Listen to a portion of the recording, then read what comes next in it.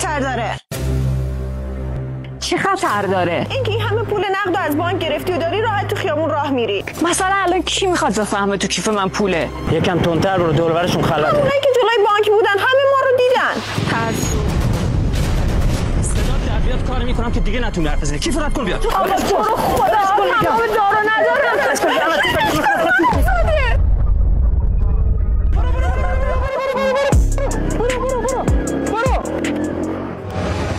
نه اصلا نمیشه، باید بهش بگم. نه بابا چی زنگ بزنی؟ تو رو خدا علی میاد منو میکشه. الو علی. الو چی شده باز؟ یه موتوری کیفمون رو زد، تمام پولا رو برد. خانم فکر کنم این کیف مال شماست. بابا خدا خیرتون بده، چجوری گرفتینش؟ دیدم تو کوچه به زور ازتون گرفتنش. باز خاطر همین دنبالش میکردم. گرفتمش. جناب خودشه، بگیرینش.